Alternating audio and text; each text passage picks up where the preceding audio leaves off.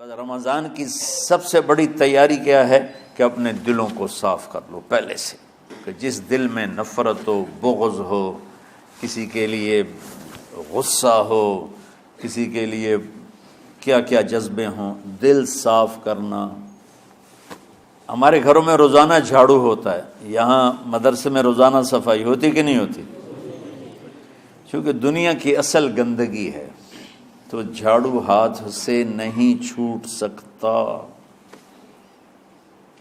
حرم شریف میں دیکھا کیسے چاروں طرف خدام پھر رہے ہوتے ہیں برش لے کر، تو دل پہ غبار ایسے آتا ہے جیسے صحن میں غبار آتا ہے، دل پہ گندگی ایسے آتی ہے جیسے صحن میں آتی ہے۔ تو ہم نے نظام بنایا ہوا ہے، لوگ وہ کر رہے ہیں، وہ روزانہ جھاڑو دیتے ہیں۔ تمہارا دل ایک آنگن ہے، ایک صحن ہے، اس میں بغض، نفرت، حسد، پتہ نہیں کیا کیا گندگیاں آئیں گی اور آتی رہیں گی۔ بچوں ایک کام کرو، جھاڑو پکڑ لو، صاف کرو۔ یا اللہ معاملہ تجھ سے کرنا ہے، لوگوں سے نہیں۔ کسی نے برا کہا، کسی نے غیبت کی، کسی نے گالی دی، کسی نے دھکا دیا، کسی نے حق مارا، کسی نے کچھ کیا، یا اللہ تیرے سپرد میں نے اپنے دل کو سب سے صاف کیا، میں نے اپنے دل کو سب سے صاف کیا۔ یہ اتنی بڑی عبادت ہے کہ بڑے بڑے نفلوں والے، تہجد والے، حج عمرے روزے والے تمہیں نہیں پکڑ سکیں گے، کیونکہ اس کا کرنے والا دنیا میں کوئی نہیں۔ نفل پڑھنے والے تو بے شمار ہیں، عمرے کرنے والے بے شمار ہیں، علماء بے شمار ہیں، حاجی بے شمار ہیں، سخاوت کرنے والے بے شمار ہیں، لیکن اس ٹکڑے کو صاف کرنے والا لاکھوں میں ایک بھی نہیں ہے۔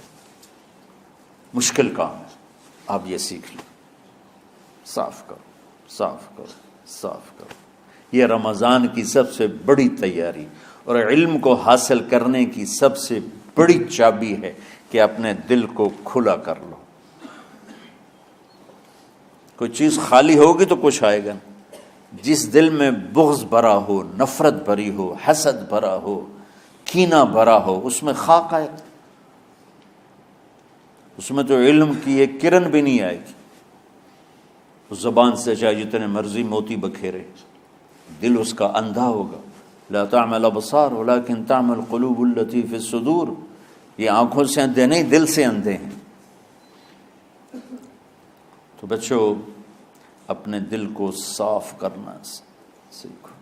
وہ کتنی مشہور حدیث ہے، آپ نے کہا اس دروازے سے ایک جنتی آ رہا ہے، تو ایک انصاری صحابی داخل ہوئے، جوتا ہاتھ میں، داڑھی میں وضو کا پانی۔ اگلے دن اس دروازے سے ایک جنتی آ رہا ہے، تو ایک صحابی آئے، ہاتھ میں جوتا، داڑھی میں وضو کا پانی، وہی صحابی۔ اگلے دن اس دروازے سے ایک جنتی آ رہا ہے، تو وہی صحابی 3 دن جنت کی بشارت لی انہوں نے۔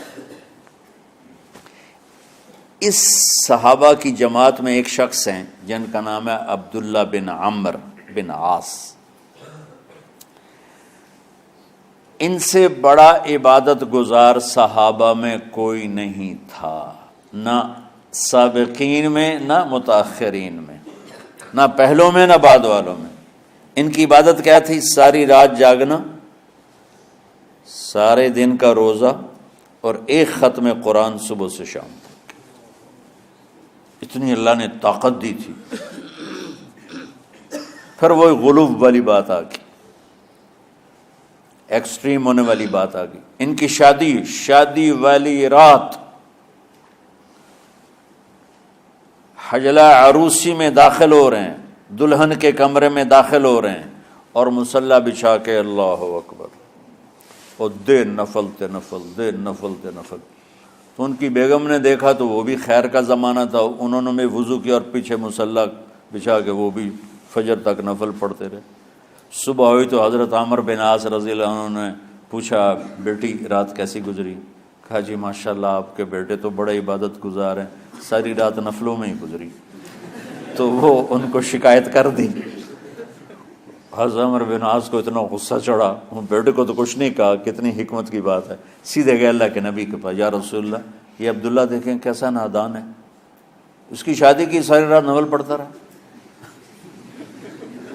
تو آپ کہتے ہیں ماشاءاللہ ماشاءاللہ کتنی بڑی بات ہے۔ نفلوں میں گزر گئی، رات بھی نفلوں میں گزر گئی۔ تو آپ نے حضرت عبداللہ بن عمر کو بلا کے ڈانٹا کہ تو نے مہینے میں 3 دن روزے رکھنے ہیں، بس اس سے زیادہ نہیں رکھنے، اور ہفتے میں 1 قرآن ختم کرنا ہے۔ کہا یا رسول اللہ میرے اندر طاقت زیادہ ہے۔ پھر اچھا 15 دن روزے رکھنے، کہ نہیں میرے اندر طاقت زیادہ ہے۔ آپ اس کو تھوڑا تھوڑا کر کے گھٹاتے رہے، اور وہ ہر دفعہ نہیں یا رسول اللہ میرے اندر طاقت زیادہ ہے۔ تو آخر میں آپ نے کہا اچھا چلو صوم داؤدی پہ آ جاؤ، 1 دن روزہ رکھو، 1 دن افطار کرو، اور 3 دن سے پہلے قرآن ختم نہیں کرنا۔ تو آپ نے اس کو پیچھے کیا۔ یہ بیٹھے تھے اس محفل میں، ان کے دل میں آیا کیا یہ بزرگ مجھ سے زیادہ عبادت کرتا؟ رات میں ساری جاگتا ہوں، دن روزہ رکھتا ہوں، 1 ختم کرتا ہوں، تو جنت کی بشارت تو مجھے ملنی چاہیے تھی، ان کو کیسے مل رہی؟ یہ کسی کتاب میں نہیں لکھا کہ یہ ان کا جذبہ تھا، لیکن جو کہ میں ان کی سیرت کو جانتا ہوں تو مجھے خیال آتا ہے کہ ان کی نفسیات میں یہ بات آئی ہوگی، چونکہ صرف انہی کو خیال آیا کہ میں جا کے دیکھتا ہوں کہ یہ بزرگ کیا کرتے ہیں۔ تو ان کے پاس پہنچ گئے، چاچا، ذرا وہ ادھیڑ عمر تھے، چاچا وہ میرے ابا تھوڑے ناراض ہیں، تو کچھ دن آپ کے پاس گزار لوں؟ کا بیٹا بسم اللہ آ جاؤ۔ اب رات ہوتے ہی عشاء کی نماز پڑھ کے انہوں نے جلدی سے چادر اوپر لی اور یوں سراغ کر کے ان چاچے کو دیکھنے لگے ایسے کر کہ اب یہ کیا ساری رات سجدہ کرے گا، اور ساری رات روتے روتے روتے روتے مصلی گیلا ہو جائے گا، یا ساری رات رکوع کرے گا، ساری رات قیام کرے گا، ساری رات قرآن پڑھے گا، اس تصور سے یوں دیکھ رہے۔ اور وہ بزرگ صحابی تشریف لائے، سرانے پہ سر رکھا، اللہم بسمک اموت و احیا، ہو گئے۔ اب یہ دیکھ رہے ہیں ابھی اٹھیں گے، ابھی اٹھیں گے، ابھی اٹھیں گے، اٹھے نا، فجر کی اذان پہ اٹھے۔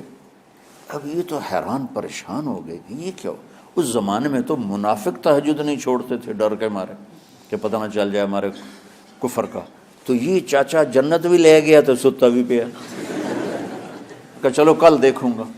اگلی رات پھر چادر سر پہ کر کے اور یوں سوراخ کر کے لیٹے ہوئے اور دیکھ رہے۔ چاچا پھر تشریف لے اور سرانے پہ سر رکھا، اللہم بسمک اموت و احیا، ہو گئے۔ فجر کی اذان پہ اٹھے، یہ اور پریشان ہو گئے کہ میرا نبی کا فرمان تو سچا ہے، اس میں تو شک بھی کفر ہے، لیکن عمل کیا ہے جس پر اس کو جنت کی بشارت ملی؟ 2 رکعت نفل بھی نہیں۔ اور آج کے دور میں تم میں سے ماشاءاللہ اکثر بچے تہجد پڑھتے ہیں کہ 1 رات اور دیکھوں گا، تیسری رات اللہم بسمک اموت و احیا، ہو گئی ساری رات۔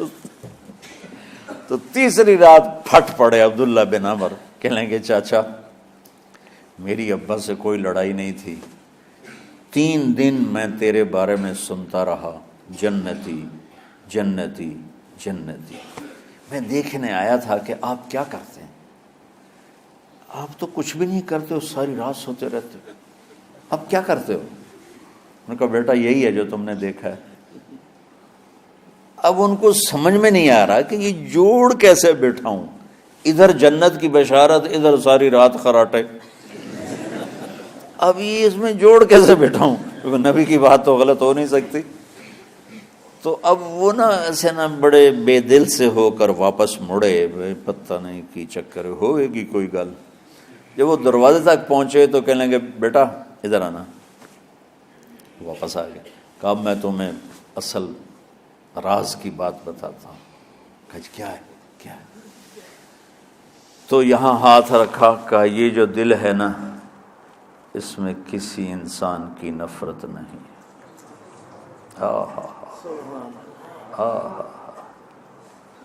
اور جب اللہ کسی کو رزق دیتا ہے، عزت دیتا ہے، مجھے کبھی حسد نہیں ہوا، مجھے خوشی ہوتی۔ تو عبداللہ بن عمر نے کہنا تھا ہاں یہ بات ہے، نہیں، انہوں نے کہا ہاذا ہوا، اچھل کے کہنے لگے ہاذا ہوا، ہاں ہاں ہاں ہاں یہی ہے یہی ہے یہی ہے۔ پھر کہنے کہ چاچا پر یہ میرے بس کا نہیں ہے، کون کرے گا یہ؟ اتنے بڑے آدمی ہو کر کہہ رہے ہیں کہ یہ میرے بس کا نہیں۔ تو بچوں، دنیا میں جنتی بننا ہے اور علم اللہ سے لینا ہے تو اسے صاف کر دو، سب کی نفرت سے۔ سب، اس نے مجھے یہ کیوں کہا، اس نے مجھے یوں کیوں دیکھا، اس نے میرے بارے میں یوں کیوں کہا، اس نے میرے بارے میں یہ کیوں لکھا۔ جس کی تعریف ہوتی میری کتنی برائی ہوتی، صرف تعریف تو نہیں ہوتی، بھرا پڑا سوشل میڈیا مجھے گالیاں دیں۔